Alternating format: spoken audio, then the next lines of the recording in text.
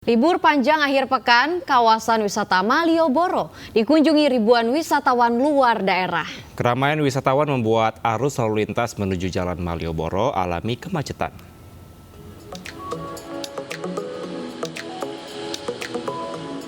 Seperti inilah kepadatan arus lalu lintas dari Jalan Mataram dan Jalan Abu Bakar Ali menuju kawasan Malioboro, Daerah Istimewa, Yogyakarta. Pada momen liburan ini, kemacetan kendaraan terjadi setiap sore dari mulai pukul 4 hingga pukul 6 di pusat kawasan wisata Jalan Malioboro.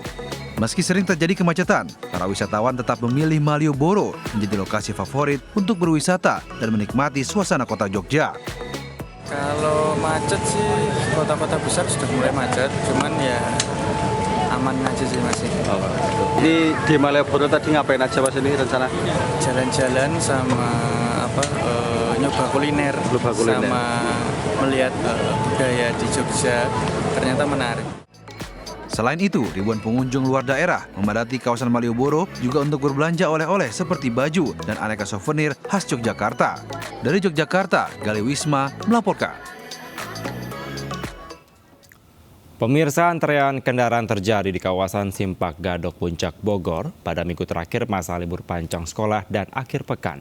Kepadatan didominasi dengan kendaraan berplat B yang berasal dari Jakarta. Kawasan Puncak Bogor tetap menjadi pilihan masyarakat untuk mengisi masa libur. Kendaraan wisatawan mengalir keluar di eksit tol Jagorawi. Sejak pagi antrean kendaraan didominasi dengan plat B yang berasal dari Jakarta untuk menuju beberapa destinasi di kawasan puncak. Satlantas Polres Bogor pun menerapkan sistem lalu lintas baik one way maupun juga ganjil genap untuk mengantisipasi kepadatan kendaraan.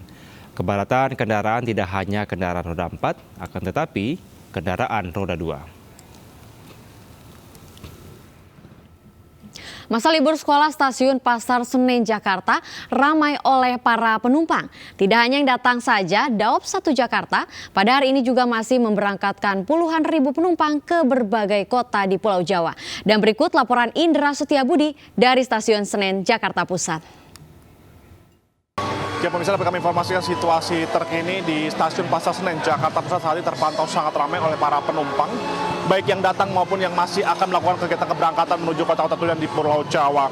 Dan memang keramaian ini disebabkan oleh pada malam hari ini merupakan puncak arus balik libur sekolah periode 22 Juni hingga 7 Juli 2024 sebelum esok hari khususnya masyarakat ataupun anak-anak sekolah di Jakarta ini akan masuk sekolah seperti sedia kala. Dan selain kedatangan, Daop 1 Jakarta juga pada hari ini masih tercatat sebanyak 36.000 lebih masih melakukan kegiatan keberangkatan menuju kota-kota tujuan di Jakarta melalui Daop 1 Jakarta ini. Yang mana dengan rincian 14.000 keberangkatan dari Pasar Senen, 10.500 dari stasiun Gambir, dan sisanya dari stasiun-stasiun keberangkatan dalam naungan Daop 1 Jakarta, yakni ada stasiun Cikampek, Cikarang, Karawang, Bekasi Kota maupun juga Jakarta Kota. Untuk mengantisipasi lonjakan terus meningkatnya masyarakat untuk melakukan berpergian di dalam momen libur sekolah ini, Daop 1 Jakarta setidaknya menambahkan 8 kereta api tambahan guna untuk mengcover seluruh masyarakat yang ingin berpergian dalam momen libur sekolah ini. Dan untuk terkait kota-kota favorit ini masih didominasi oleh kota Surabaya, Malang, Bandung, Jogja, dan juga Solo. Dan bagi Anda yang masih melakukan kegiatan untuk berlibur dalam momen libur ini, dipastikan kondisi Anda dalam keadaan sehat dan pastikan barang bawaan Anda tidak melebihi kapasitas yang telah ditetapkan PT KAI. Dari Jakarta, Indra Setiabudi, Yudi, iNews melaporkan. Ya, pemirsa, tahun ajaran baru sekolah tinggal sepekan. Warga pun kini sibuk menyiapkan segala keperluan sekolah bagi putra-putrinya. Seperti di Pasar Mester Jakarta Timur, sejumlah warga memburu perlengkapan sekolah baru.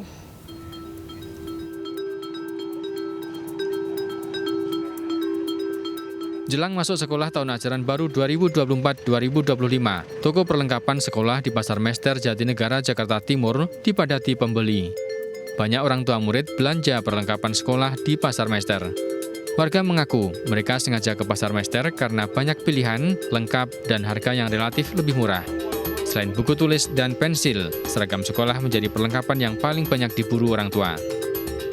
Belanja baju sekolah anak, seragam, maksudnya celana, baju. Ibu kenapa nih jauh-jauh dari Depok tapi belanjanya di sini. Kita belajar, maksudnya agak murah nyari yang ini pasar ini. Kalau Depok kan kayaknya jangkauannya kita ini dah agak mahal gitu. Pernah lagi SMP agak ini lebih ini terjangkau, ya terjangkau miring. Perbedaannya berapa tuh Bu? Perbedaannya ya 50.000 apa ini 30. Lebih lengkap, lebih banyak pilihan juga sih di sini. Kalau misalkan di pasar lain ada perbandingannya nggak Pak? Ya yang paling murah di sini karena ini pusat pembela ini sih buat belanja-belanja gitu. Oh di sini emang paling murah.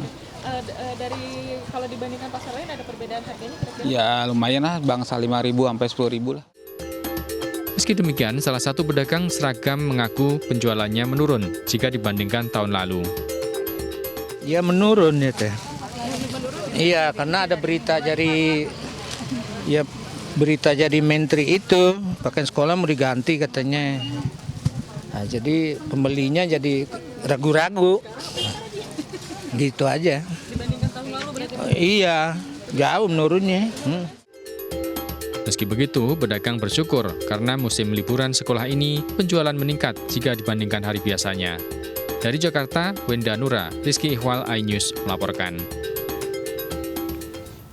Pemirsa, menjelang naiknya harga eceran tertinggi atau HET minyak kita, kelangkaan minyak kemasan bersubsidi ini semakin parah di Mandailing, Natal, Sumatera Utara. Sejumlah pedagang mengaku terpaksa membeli minyak kita dari distributor tak resmi dengan harga yang jauh di atas harga eceran.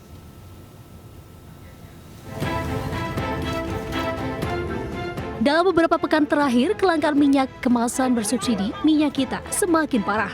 Seperti halnya di Mandailing, Natal, Sumatera Utara, sejumlah pedagang di pasar Panyambungan mengaku sudah cukup lama tak lagi menjual minyak kita karena tak ada pasokan dan harganya kian meroket. Alhasil, mereka kini hanya menjual minyak goreng curah maupun minyak goreng kemasan premium. Sementara itu, terdapat sejumlah pedagang yang masih menjual minyak kita, itu pun harus rela membeli dari distributor nakal dengan harga Rp16.000 hingga Rp17.000 per liter. Pedagang terpaksa menjual minyak kita kepada konsumen di kisaran harga Rp17.000 bahkan Rp18.000 per liternya. Naik lagi harganya. Jadi udah lama kita nggak jual minyak kita nih? Udah. Berapa kalau misalnya beli? Belinya? Kalau belinya biasa kan 16. Sekarang Bapak udah naik harganya. Harusnya 17 sekarang. Nggak dapat lagi harga 14.000 itu? Nggak dapat lagi, Bang. Barangnya pun payah, harganya pun naik. Naik. Barangnya sebenarnya ada, tapi bukan dari agen resmi. Kalau untuk dari agen resmi kita nggak dapat. Oke. Makanya harga segitu tinggi ya? Makanya harganya segitu tinggi. Nah, nanti masyarakat kita juga yang apa nanti belinya kan. Kalau harganya masih standar 15 sampai 14.000 aja, 15.000 aja, harusnya udah lumayan aman lah.